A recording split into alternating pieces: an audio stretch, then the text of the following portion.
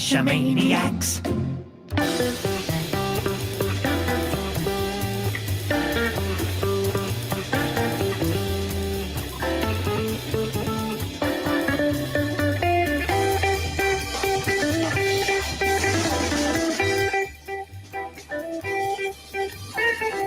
Geo Gearheads.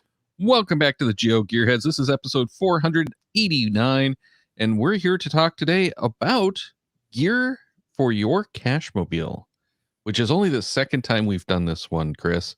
How can that possibly be? I mean, Cachemobiles are essential to, well, caching trips, and we haven't talked about them?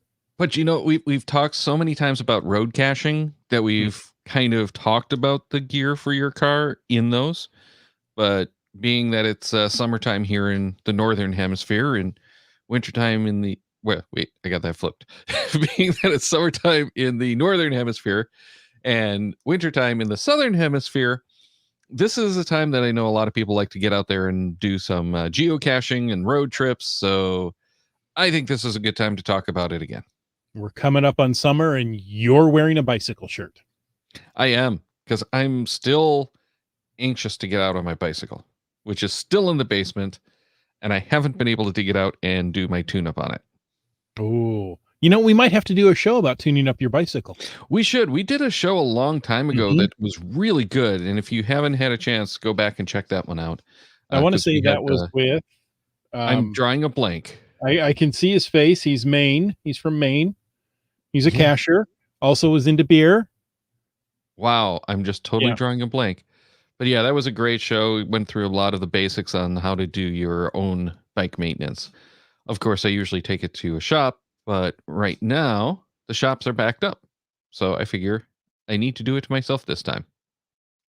So there you go. But that has nothing to do with Cachemobiles unless you put the bikes on the car. Because, you know, if you have a old Ford or something, you might need to push it with the bike. Tow it. Anyway, so yeah, this is about the Cachemobiles, and I had a Ford, so you know, I know. Fix or repair daily. Yep. No, that was actually one of the better cars. The only problem was getting the bikes onto the roof of the Escape was a little bit tough. A little high there. Yeah. But that said, it wasn't that bad. That being said, I think Ford actually produces a good car. Yeah. I should say that too. It was the last American car that I had, and I'm still kind of looking at their cars. It's just they don't make cars anymore. Only crossovers, SUVs, and trucks. No, don't they still make the Fusion? They only have the Fusion Hybrid. What's it called? No, there's an Active, I think is the name of it, which is actually a crossover. They call it a car still, but it's a crossover. And they still have the Mustang, which the Mustang E-Mach is, you know, an SUV. What? The Mustang is an SUV? Have you seen the E-Mach? No. It is a nice car, but it is, you know, more of a SUV than it is a car. As he goes and looks it up. I got to go look. It is a nice looking car. And I got you. Yeah. I'm tracking with you. Sorry, I couldn't figure out what an E-Mach was. That's a car. No, it's not. It's bigger than my Kia Soul. So that doesn't mean it's an SUV. It's 2-door coupe. Yeah. Or as the British like to say, it's a coupe. That makes it a car, not an SUV. That makes it a... I don't know what you're talking about. You know what? I'm going to click on Ford on cars. They have the Mustang and the Fusion. They have 2 cars they produce. Yeah, neither of which are actually cars. Yeah, they're both cars. Uh-huh. But no, I do want to see the new F-150, that, you know, the electric one. That looks pretty sweet. And what better vehicle to make electric than a pickup truck? I mean, like a Cybertruck or something. Yeah, exactly. I like the look of the new Bronco. I really do like them, but I've got a number of people in the neighborhood who have them. They're not as nice when you actually get up to them. Okay. So I don't know, what it really is like, but the little bit that I've been exposed to it, I was disappointed. But I was looking for it to be a real like Wrangler and like the old Defender 90. And have you seen the new Land Rover Defender? No, It's a joke. I'm sorry. it's a It is Land not. Rover. It is terrible. It's like that replaces like the tank of a SUV that went everywhere. No, that is not the successor. Okay, Darryl, out here out west, it seems the majority of geocachers have Subarus. Is that the case back there for you? No, we have a variety. Okay. Subarus were getting big for a while and they kind of dwindled again. We're seeing more Prius than probably anything else entering the scheme. Mm-hmm. But we have a lot of like escapes and that kind of class. Small SUV, the small compact SUV. SUVs, right? There's a cacher out here who's very prolific, and he will take his Prius anywhere. You look at that and you go, no way can a Prius. Look at that, it just made it across there. I didn't think it would do that. Oh yeah, this will go anywhere. Mm-hmm.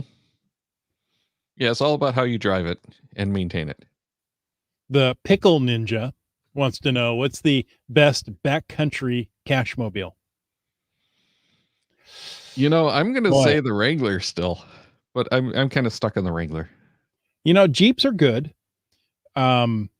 Again, anything with four-wheel drive and ground clearance. I mean, you got the Subarus, which give you the combination of four-wheel drive, 8-inch ground clearance. So not spectacular, but better than, a Prius. So, I would go with a compact SUV. Those seem to be able to go anywhere. Though I've seen the bigger trucks. Well, and I was going to say, if you're not actually going like off road on sand or anything, if you're on the, dirt and trails, that kind of stuff, you don't necessarily even need the 4-wheel drive. Right. It helps in certain situations. Yeah, it's generally it's not going to hurt. If you're on the snow, it might give you some problems. Snow and sand are where the 4-wheel drive tends to really start to break down. Not that you can't do it, you just have to be careful. And of course, this is coming from 30-year-old information I had from when I did some work with Jeep. I think Just Finding Our Way says it's an 11-inch with a bit of a lift on the Subaru. Wow. Now, GSM times 2 purchased a Subaru Ascent, and I'll make my comments after this, in November 2019, so I could take lots of people. That hasn't worked out so well. The Subaru Ascent, I believe, my father just got a Subaru Outback. I called the Ascent the soccer mom car. The Ascent is the giant one. Yeah, it has third seating. I want to say it's 7-passenger. You can cram a lot of people in there. Right. And if they're kids, you can stack them like cordwood in the back and get about 15. Wow. We are so far off track with that. But hey, at least we're on geomobiles. Let's actually get to the first of these. Okay. Let's get to the first of these checklists, because I figure we should take a look at some of these checklists, and we're going to do the obvious one, which is AAA, who has a prepare your car for summer travel, and they only have 9 points, which I thought was kind of odd. Well, that's 3 A's, yeah. GSM times 2 says the roof rack on top is good for kids if you've got the right tie downs. They're fine. See, and that's where I put the bikes, though. So, how do I have something to push set the up car? On the bike? Like Granny in her rocking chair. There you go. Wow. Anyway, so it's number one. Its number 1 point is check tires and tire pressure, which is always one of those things. And when I go on a trip, one of the things I tend to do is take it to the repair center that I trust, have them do the once over, do a walk around. When I leave, kind of do a visual on the tires, which isn't the best way to do it.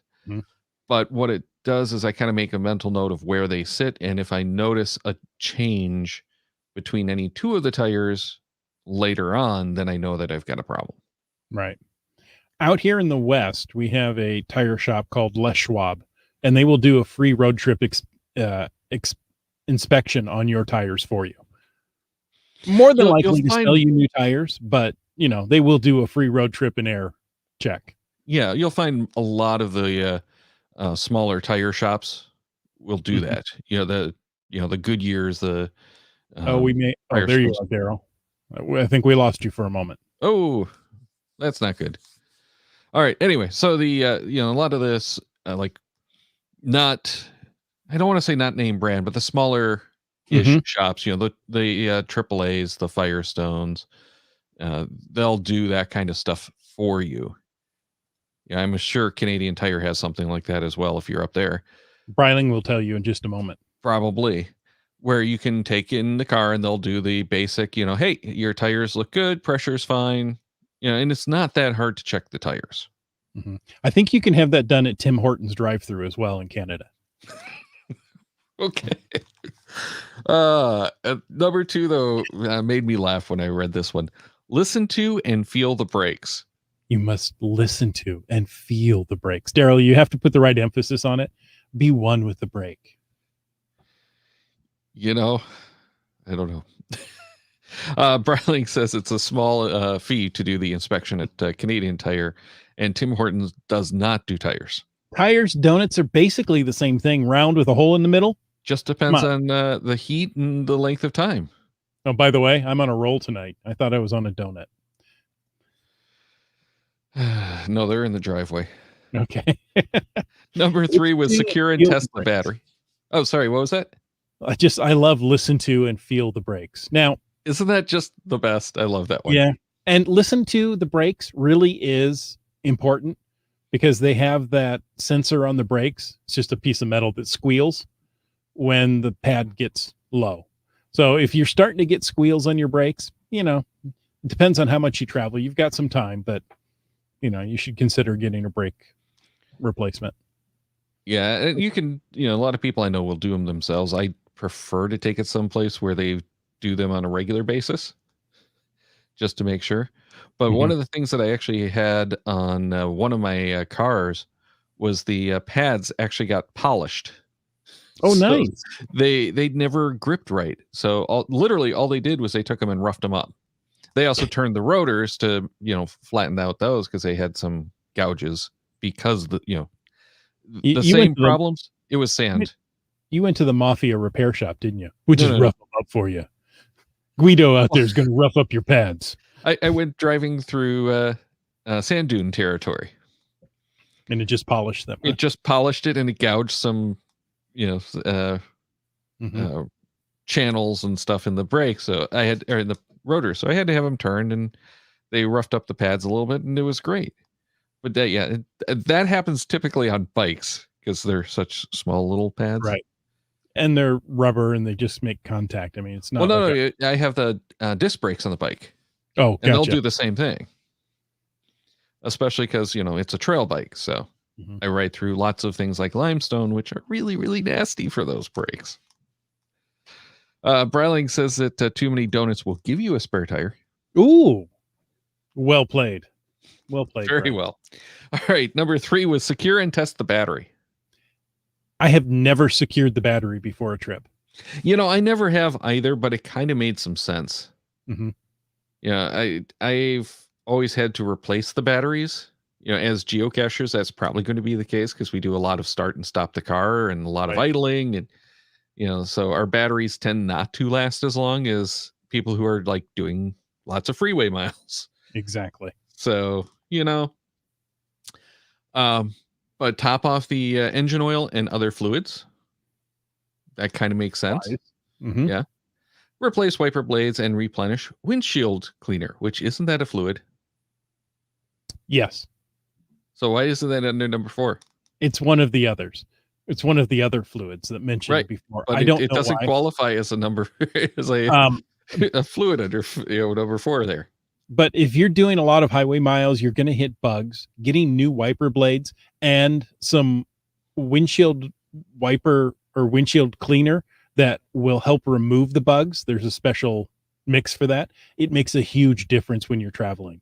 We just took a trip not too long ago, my father and I. And as we're driving down to California, we hit a little spot of rain. And I was like, oh, come on, rain more, rain more. No, it wasn't enough rain. I'm not turning on the windshield wipers because it's just going to smear what we have. Mm. Yeah, and I'm one of those people who tends to change my washer fluid depending on what time of year it is, because there's the winter mix. Yeah, that's really good at removing the frost and the ice, which, as you're driving down the road, especially on the short commutes to and from work, it will tend to frost up even though it was clean just a minute ago. Right. And even if you add wiper fluid, that can freeze on the windshield and create more of a problem. And if you get that cheap, and I hate going and getting like an oil change and letting them top it off, because that stuff freezes in the lines. I've had that happen. It's just blue water. I'm convinced is all they're putting in there. Yeah, they actually do have a little alcohol in there, but that's about it. It's blue water. But yeah, there's some bug washer fluid that's been great. So that's what I tend to do. But Brylang says, don't forget to fill the blinker fluid. That's right. That's one of the other fluids you should be checking. Oh, he also says, Brylang, you're on it tonight. Pink windshield washer fluid for summer is the one that takes care of the bugs. Most garages fill with the blue stuff year round, which doesn't work well on bugs or well in the winter. It's just, cheap. Or well on the dirt or, wind or. Yeah. Anyway, but the colors are just colors. I've actually had some good blue stuff and some bad pink and yellow and. The yellow stuff you put in there yourself. Well, one of them that I saw in the store the other day was green. Never do green, because that's the color of the radiator fluid. Oh, yeah. Didn't think of that. I was like, why green? Why? Okay. Yeah. So bad manufacturer. But no, I have actually had some green stuff. Oh, and Pickle Ninja wants to know if pickle juice can be used if you run out of fluids. He's asking for a friend. For a friend, yes. Of course. Pickle juice will get rid of anything. Pickle juice might be really good on the windshield. Actually, I mean, it's if it's a vinegar-based pickle, that's going to clean really nicely. The only problem when you stop, people are going to ask questions. Well, the only problem that I foresee. Well, actually, okay. So there's two problems I foresee with this plant. One, if there's too large of sediment in the fluid, the pickle juice, that could clog up the system. But two, how hungry are you going to be when you get out? Oh yeah. So you need to strain your pickle juice first and get rid of any extraneous seeds. Right. And make sure you have plenty of spare pickles in the car. Well, yeah. I mean, that way you can get your replacement washer fluid as you drive. Yeah. And Darryl, we need to stop. All right, so number 6 is check belts and hoses. I'm not wearing a belt today. Okay, so you checked. Okay, that's done. 7 is keep the AC running cool. 8, replenish emergency kit supplies, but they don't say what kind of kit. Emergency kit. Yeah. 9 is plan ahead for vehicle service, and like that when actually you come back. Well, no, they're saying more like if you're going on a road trip, make sure that you have places to stop that you can get the service done. Make sure you've got those stops along the way for getting gas. Oh, gotcha. If you're in an electric car, make sure you know where those charge stations are. Yes. You will get mile anxiety. Range anxiety? Range anxiety, yeah. So that was the list from AAA, which is pretty basic. I'm surprised they got it down to 9, but it covers most of the basic stuff that I've looked at when I go out. That's very basic. Now, Popular Mechanics, which do I trust them more than AAA? Not at a roadside emergency. Different, right? They're more for the gearheads like us, though. That's right. They start off with you need to check your fluids. Oil, and they actually tell us which, though. Radiator, brake, power steering, transmission, and windshield fluid. Nothing about blinker fluid. Nope. Well, they're assuming you have those electric blinkers. Oh, yeah. Yeah, it's only if you have the hydraulic blinkers that you have to worry about the fluid. And those were on the older cars. Yeah. Like Yeah. like the Mustang where they, blink in sequence, those were hydraulic. As the fluid rushed from one end to the other, you could see the lights come on. It's the way it worked. Trust me. They also Tires. they also say check your tires, air pressure every 1,000 miles, which is, good. So what is that? 2, maybe 3 fuel ups? Stop and check your Yeah, it depends air on your pressure. car, but typically cars are built for about a 300-mile range. Mhm. Rotation every 5 to 8,000 miles, and replacement, depending on your tire, 25 to 50,000 miles. See, and again, this is one that I rarely make anywhere close to that middle ground. I'm almost always replacing my tires early. And having your tires properly inflated will increase your gas mileage. Absolutely. And in many cases, it will increase your performance as well. Right. And safety. But So, I as mean, many off-roaders know, there are times when you need to deflate those tires to right. get the traction. And, there are times when you want to overinflate your tires when you're driving very long distances. That will actually help a little bit. And when Not, you want not to too much. blow out your tires. That's right. And This then they advice also comes to you from the Firestone and Ford Explorer. the Ford No, Exploder. it doesn't. Yes. The Ford Exploder, Fjord Exploder says you should overpressure your tires. It will be good for you.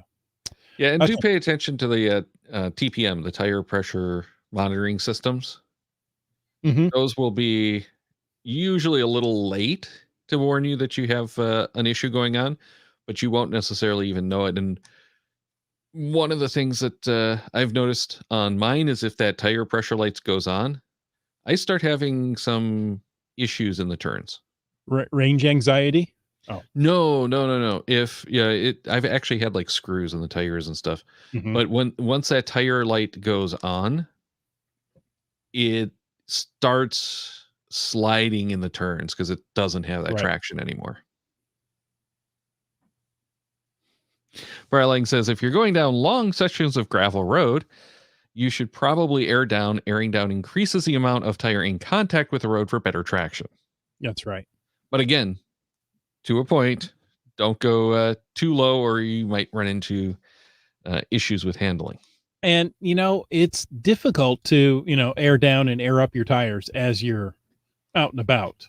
Airing down is actually easier. I mean, you can let air out, but yeah, that's not so much.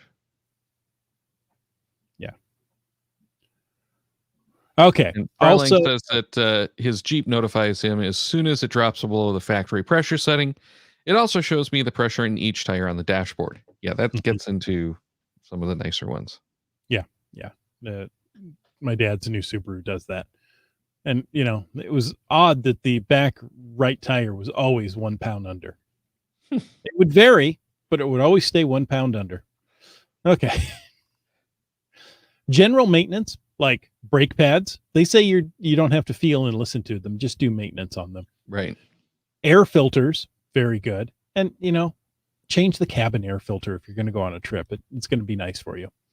Light bulbs, that's not just inside the car, but outside the car too.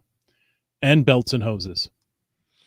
Yeah, so belts and hoses are definitely something that everyone says you should check. But no, I like the air filters because that's actually a really good one. A lot of people tend to miss.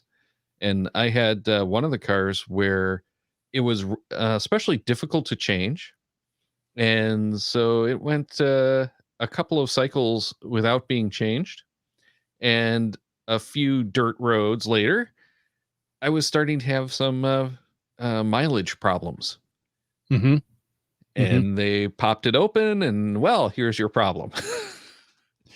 So it it gave me back dirt road in here. Yeah, it gave me back like 1 or 2 miles to the gallon. Mm-hmm. It was not inconsequential. Now that's like 20 years ago, but still, If these the engine can systems breathe. these systems are so sensitive that kind of stuff makes a big difference. Can't combust the engine or the fuel. Fuel. As effectively. It still will. Wow. Right. Well, to internally, it'll internally combust the engine. The fuel. Oh, it's trying to go with your combust the engine. It's an Oh, I internal hope not. combustion engine, so it will internally combust. I've seen too many combusted engines in my time. Oh yeah, just busted. Yeah, do an oil change. Don't risk blowing the head gasket because that's not good for anyone. Yeah, once you've had your car for a few years, you'll also know when it's time to do the oil change. Mhm. And most of the time, the cars tend to be a little bit um how do I want to say this rougher during like summer months than the winter months. Yeah, the engine oil gets warmer and the engine gets warmer and tends Mhm. to break down a little quicker. So, pay attention to it. And Bryleg says you really want to avoid combusting the engine, Darryl. Yes, I know. Speaking And of Jeeps, there was a problem with Jeeps when I wanted one, and that's one of the reasons I never got one. the Pickle Ninja asks, how frequently should you check your flux capacitor? Well, you need to fill the fluid on your flux capacitor monthly. And then, I would run a test. Every 1.21 gigawatts. Yeah, there you go. Yeah. At least that's the way they did it in the movies. They might have improved the efficiency and reliability since then. Just don't fall and hit your head on a toilet. Why? That's how you invent it. Well, I know, but it's already been invented, so you don't need to hit your head on a toilet. Oh, well, maybe you can hit your head on the toilet and come up with a more reliable flux capacitor. Ooh, the non-flux, the stable capacitor. Inflexible capacitor? Yeah. We got one more checklist. Yes, Darryl. we do. But I was going to say that car and driver checklist, or not the car and driver, well, that was the popular mechanics, is definitely one for more of, I think, our speed of listener. Definitely gets into a little bit more detail and certainly doesn't, tell you that you have to do anything yourself, but especially those distances, I think, are good to keep in mind. Because if you're going on a road trip, you have to keep in mind that distance of the road trip and make sure that you have those services addressed either before or can do them during if it needs it. Right. But yeah, let's get to the next one, which comes from REI. This is their road trip checklist that I thought was the best of the ones that I found when I went Googling to see what I could find. And they have a few different sections, but we're only going to hit a couple of them. The before you hit the road section, check to see whether you need an oil change. If you plan to log thousands of miles in a single trip, it may be best to change your oil just before you leave. But not too soon before you leave. Right? Because if you do it the night before and then take off on a road trip and the oil change guys forgot to, seal something up or leave the cap off, you're going to run into problems. So give yourself a week. Yeah, I agree. Just saying, out of experience. And ooh, yeah. No, I've never had that before a trip. Though I did have that on a trip once. That was like a multi-thousand-mile trip, and we had to get the oil changed in the middle of the trip, and ended up sitting for several days after the oil change wasn't done correctly. And this is when I was a kid, so I don't think it even had air conditioning at that point. Ensure you don't need or don't need vehicle maintenance by double checking your engine lights, and I'll add to that if you can get one of the ODB2 readers. I prefer doing that, and a lot of cars will actually have that built in now. So if you tie in with the app or whatever, it will tell you if there's any codes, anything that need health checks. So always a smart thing to do. Top off all your fluids, including oil, windshield fluid, brake fluid, and coolant. Good. They're the only ones that mentioned the coolant. No, so far. The other one, it said radiator fluid. Oh, did it? Okay, I missed that one. Okay.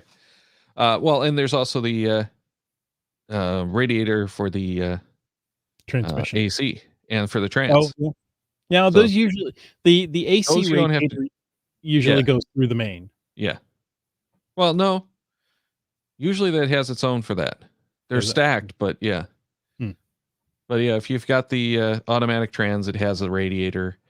The AC usually has a radiator. Lots of radiators. Lots Anyway, of check your tire pressure, including your spare, and check the tread. This is the first one that mentions a spare. Yes. Yeah. So if you have a spare. Mine doesn't have a spare. You don't have a spare at all. Not even a donut. Nope. They give you the repair a flat spray thing and go from there. Those are okay. Yes, they're going to get you to the next exit, but get a spare tire. You know why that they're doing those repair flats though? Instead, it's the weight. That gets the fuel economy up. So now that that's legal, they do that instead. And the thing that dawned on me when I was like, oh, well, I got to go get a spare. I can't change the tires myself anyway. What? I need an impact wrench to get the lug nuts off. No, you don't. They always crank them down so hard. I know, but you get a good 4-way bar and you can crank it yourself. You know, I've had to still get the impact wrench out to do that. So, you know, it's like every time I've run into a problem, I've never been able to, I shouldn't say never. Every time in the last like 20 years that I've had a problem, I can't do it myself.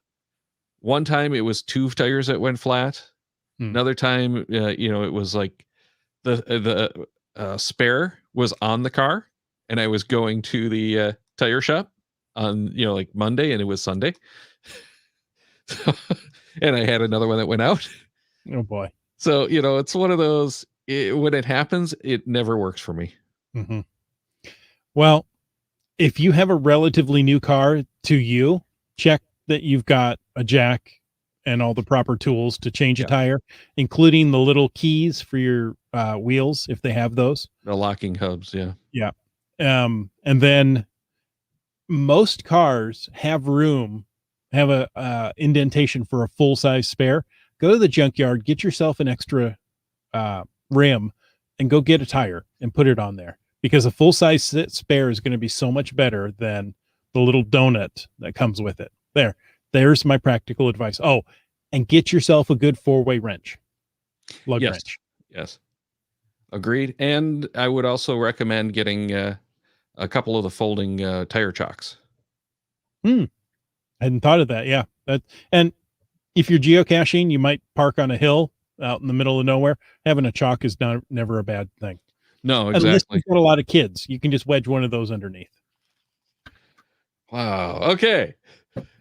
Check your brake pads and rotors. Make sure your headlights and turn signals work properly. And tell someone where you're going if possible. Provide them your route, dates, and destination. Or let them track. That sounds familiar. Yeah. But they also have another section just on the car safety. And that's all we're going to talk about from the REI kit, but they go a lot deeper, including into camping stuff. But full-size spare a donut. Full size. Yeah, full size. Don't trust. I'm not sure what a full-size donut is. That's a big donut. Yeah. Yeah. It's not a specialty donut that costs more. It's just a large donut. Well, is that a donut that lasts for a full 24 hours? Oh, I don't know. Because that's your backup food then? That makes sense. Yeah. And it, you know, it's high calorie, so it's, you know, condensed, but, you know, gives you that energy to survive. A jump start battery or jumper cables. I like both, but especially those jump starter battery kits are awesome because they've got the USBs a lot of the time. So that can back up your, you know, your phones and stuff. So you don't have to worry. Yeah. If you get stuck somewhere, you'll have that extra power to keep the phone running. Well, and the beauty is you can plug it in a, you know, maybe under your back seat and leave it plugged in and charging. So it's always there and ready for you. So that when you do need it, well, maybe if you leave it always charging, you need it sooner. But anyway, not if it turns off with the ignition. Yeah, I was going to say that most of the jumpstart batteries are nice, especially if you're out in the middle of nowhere. You don't need another vehicle. Yeah, most of the like SUVs and stuff will have that power outlet in the back that does turn off with a car. If you can make that work reliably, not a bad idea to keep it plugged in there. Extra wiper fluid. Another good thing, you know, I've gone on trips, especially in the winter, where they're salting the roads out here. Mhm. where just a 4-hour trip, I go through 2 or 3 jugs of washer fluid. That you don't have to keep it on. You just hit it when you need it. You'd be surprised in some of these situations. It also depends a lot on the car. That's right. I've had cars like that one where just everything gets stuck on the windshield. Oh, so you had the old Jeeps with the flat windshield, or the Volkswagens? No, Some bugs had the flat no, windshield. it was a minivan. Okay. Anyway, flares or emergency triangle. That's part of your emergency kit, which you should have. Now they're breaking out the emergency kit, which I think is okay. But yeah, having a Sure. flare is important. Well, it's something, especially like the flares, it's a good thing to check on because those will rot. Mm-hmm. So make sure they're in good So shape. test them before you put them in there. Yeah. Yeah. But don't throw them in while they're lit. Oh, okay. Because, once they're lit, they're going to, just burn and run out. And then you don't have it for the next time you need it. Oh, okay. Anyway, tools for changing a tire, the car jack, lug wrench, and wheel lock key. Mm-hmm. That sounds familiar. Tire repair kit, tire plug or sealant, and 12-volt tire inflator. Now, one of the things about this, we just talked about my problems and why I kind of given up on having the spare. Having both means I wouldn't have to worry about that problem. Right. Now I I'm do good to have go a no matter what. 12-volt tire inflator, and it's loud. It's not quick, but it does work. Yeah. So. Yeah, we have one in Renee's car and we have one in my car. She has the good one. I've got the one that came with my car, which actually works well, but it's for cars only. Hers, you get to set where the stop point is, and it's got the little holder in the back, so it's got the like ball inflators and stuff. So it's a great tool to have in the summer, and fill up those rafts for the Bicycle kids at the tires beach. or rafts. Yep. Bicycle tires, it won't do because that you want it usually at least 65 pounds, and it only goes to like 55, I think. Unless it's like a ball, and then So anyway, tire pressure gauge, also important. Vehicle height for driving through the tunnels or the bridges. I thought that was interesting. Yeah. Especially if you've got something on your roof rack, like a pile of kids or a Thule box or something. Know how tall that is. We did have a situation when I was a kid that my dad forgot about the bikes on the roof. He Bikes dented on the the roof, awning at the hotel. I'm sure he's going to like having that story told. I don't think we had any problems with the bikes, though, to be honest. Nice. Anyway, extra straps or bungee cord. Mm-hmm. Excellent advice, because you never know when you're going to have to strap grandma to the roof or something. Safety kit. This can include items like a GPS device, emergency supply of food, and a medical kit. Rather than the GPS, which I'm sure most of us are going to carry if we're going on a road trip like that, I would say something more like a personal locator beacon. Oh, there you go. The InReach, the Spot, one of the other style that's out there. Just something so that if you're out of range, you have some way to contact emergency services if you need it. That's right. And then a road atlas. I'm not sure about that one anymore. I was thinking the same thing. I would probably go for more of like a map than a road atlas, just because the road atlas is so big. I always still keep a map in the car. But that is one of those, I always want to have something that I can use as a point of reference. It doesn't necessarily do you a lot of good to have the map in the car when you're on the surface roads. But as long as you can find your way to a freeway, the map will be able to get you home if everything else is dead. That's true. And you can't find anyone else, which, during COVID time, you might not find people who are willing to talk to you and give you directions. Extra water. Always have extra water. It's good for the car. It's good for you. Yep. And don't put it in the fuel tank. That's not going to help. Oh. But it's good for the radiator. Yeah, it is. if that needs it.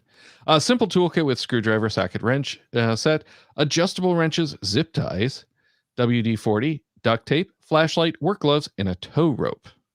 I added duct tape into that list Because okay. If it moves and it's not supposed to, duct tape. If it doesn't move and it's supposed to, WD-40. Okay. that's pretty much my oh yeah, that's moving and that's not supposed to. Duct tape. And then an umbrella. I always have an umbrella in the car, but I live in Washington State. It rains a lot. I keep umbrellas in the car usually. The problem is every so often I'll do like the car cleaning and forget to put them back. Mm-hmm. Or I'll take them in the house because, I'm coming in out of the rain with them and forget to put them back in. Yeah. Yeah. Or I'm like moving something big and need the, junk in the trunk out. Yeah. So all of that emergency stuff goes back into the house. I've found really good places like under the back seats that I can wedge in a umbrella, so I can take the big golf umbrella and keep it in the car. So, if there are two of us out walking, we can both be covered. I also have the little compact extendable ones, lightsaber styles. Yeah. I like those for the car doors. I usually put them in the bottle holders that are in the doors, because they just fit there nicely and then it's easy to grab. That's where I keep the beer. I mean, really, isn't that what it's designed for? Right, because that way the cops can't see it. Right. Wow. Okay. Don't try this at home or in your car. You know what? We had more stuff we were going to talk about, but we're actually running later long than we expected. So we didn't get to the geocaching stuff, but that's okay. We can talk about a geocaching go bag. My thinking is when you're geocaching from a car on a trip, your go bag can get a little bigger, right? You can have maybe a box that you put in the car with a few more supplies and grab your fanny pack, because, everybody has a fanny pack. They got it from the Gap. And go out and do your cache and come back. But, maybe you're carrying a little more mosquito repellent and sunscreen, and you've got different tools of the trade in your car than you normally take with you. One of the other things that I was thinking about earlier in the week is, thought about what do we want to actually talk about on the show. There was a ruling in Europe that I think might impact Android Auto and CarPlay in ways that we didn't really expect. And there was a charging station app on Android that sued in Europe, I can't remember which country, to get access to Android Auto, because it's currently only allowed for certain classes of apps and certain things, which is normal. They do that with CarPlay as well. But they sued and they won, and Android Auto, under this ruling, has to open up the API to everyone so that everyone can get access to Android Auto. So, we already heard from Russ that he's going to do the go on Android Auto, but this opens up probably for like CarPlay to do the same thing. So hopefully we'll actually see some of that stuff. The thing I like about that is then it's on your head unit doing the navigation. You don't have to look at the phone. Yes. And I really hope they don't put social media applications on the head unit. We're in trouble. So we had a big accident on I-5 that stopped traffic, for hours for most of the day going up on I-5. And a woman hit a pedestrian because she was looking at Facebook while driving. So that's terrible. It is. So don't look at your phones while you're driving. You know what? That status update from somebody on Facebook can wait. I really, am becoming a proponent of either don't have the phone on you, or let's find a way to, if the phone detects you're moving, you can't get to certain apps. Yeah, and that's what Right? You can get the CarPlay and Android navigation, Auto you can get to a have phone. done in the past. If Right. you activate those, it locks out features on the phone. Mhm. Though not entirely. Yeah, and one of the nice things about the newer iOSs is you can actually have the two apps running. So I have Cachly on my phone on a dashboard mount, and then I have the navigation Mhm. through either Google Maps or Apple Maps, depending on what I'm doing. And it gives me that extra bit of information.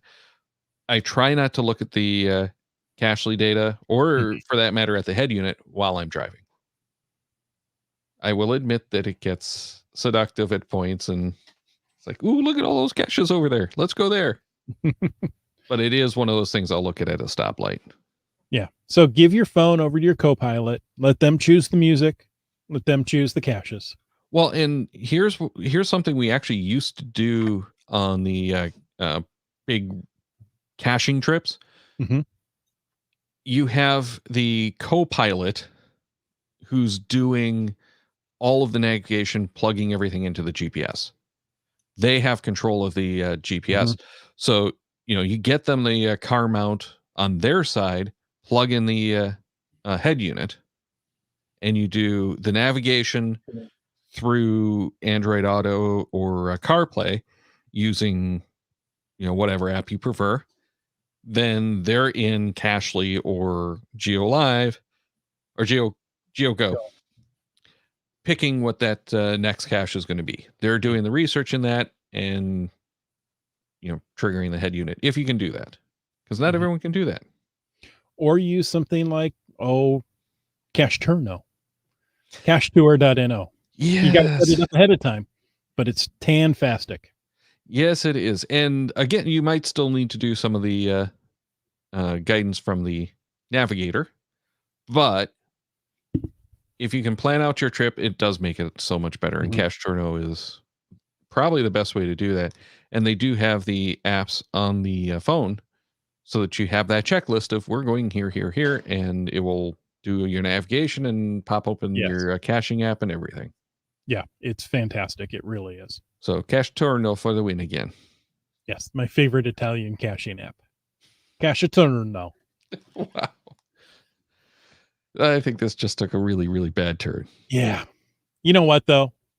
What you Well, should do is go check the Cachemaniacs website at cachemaniacs.com for more on the Geo Gearheads, including show notes for this and all of our episodes, because we love our listeners. And so leave feedback by emailing geogearheads at cachemaniacs.com or through the many channels of social media. Your support helps keep the Cachemaniac shows coming. Please consider becoming a patron through the link on our website to support the Cachemaniac shows. Geo Gearheads is produced by Chris Umfenauer and Darryl Wattenberg. This show's copyright 2021 by Darryl Wattenberg, all rights reserved.